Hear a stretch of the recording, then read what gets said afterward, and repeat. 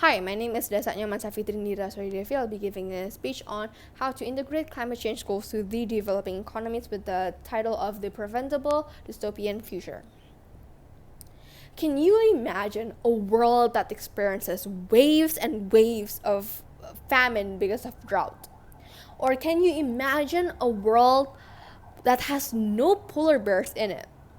You do not need to imagine hard because there's a possibility of that happening in the future if we do not take immediate action. I am a Gen Z, and my biggest wish is just to be old and happy. If anyone from the past saw this, they will just laugh at me and think that it's a dumb wish or ask me to think of a better desire. But how can I think of a better desire when there's a possibility that this dream won't even come true and it's not even my fault? This is the sad truth that many people from my generation face. It scares me that according to numerous scientists, this world is going to face human-made catastrophic events. Some say we will face a mass extinction this century. Some say that all of our glaciers are going to melt soon. Some say that we are going to experience lots of heat waves, and there are many more devastating scenarios. How can any of us be happy knowing that the previous generations indirectly destroyed our Earth? You might be wondering, what is climate change? According to NASA, climate change is a long-term change in the average weather patterns that have come to define Earth's local, regional, and global climates. Greenhouse gas cause climate change, and there are 5 main greenhouse gases, which are water vapor, carbon dioxide, methane, nitrous oxide, and chlorofluorocarbons, all of which are just ingredients for disaster. Many international bodies have tried to help. The Paris Agreement, a hybrid between legally binding and non-binding provisions, has 187 signatories from countries that have ratified the agreement.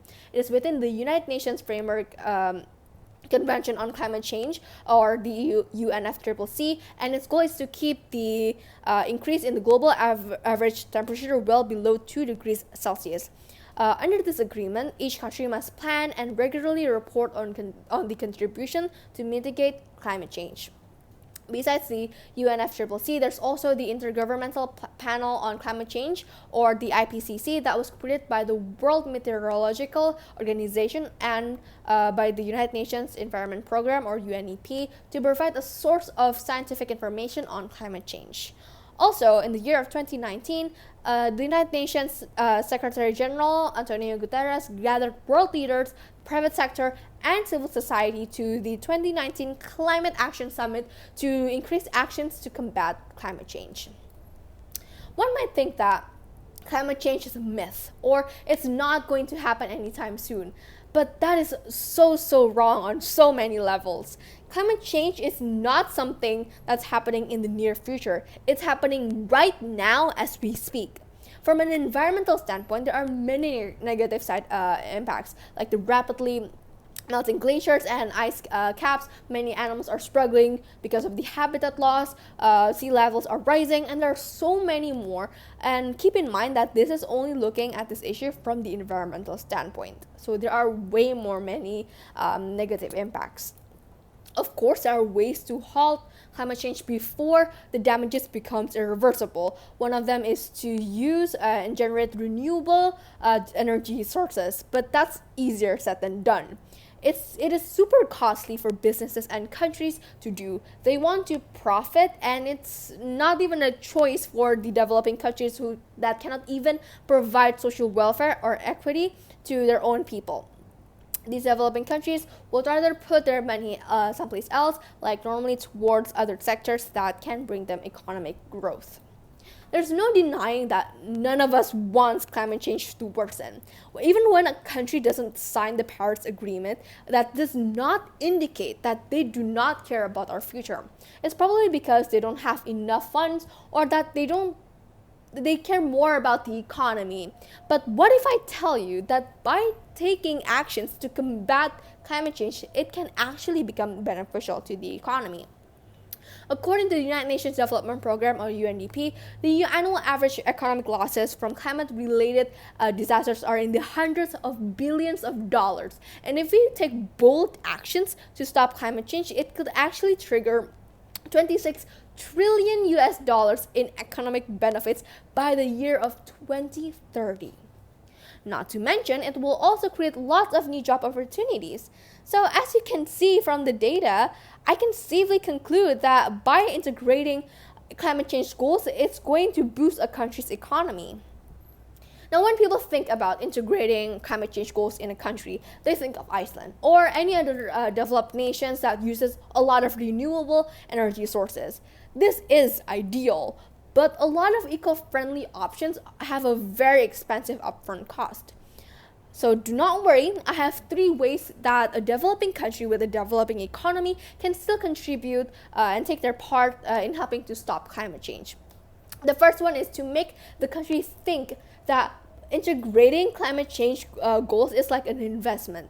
Instead of thinking that preventing climate change is a waste of money, they should think about it as something to help the future generations. As of right now, our Earth is still okay to live in, but that's not always going to be the case for long. In the peak of climate change, our Earth can experience severe flooding in some places and severe drought in some. Now, many island countries are in danger to be submerged because of the rising sea levels. This can severely wreck a country's economy. By integrating climate change goals, they are future-proofing their nation so that the future generations can live happily in peace without worrying about the economic damages. The second way is to make a treaty.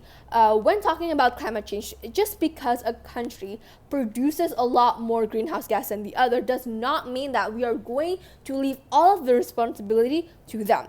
We share the same planet, the same home. The impacts of climate change is going to happen to all of us. That's why we should tackle this climate change issue together. This treaty is going to consist of agreements that help poorer countries to take care of the climate change problem by receiving help from the developed nations.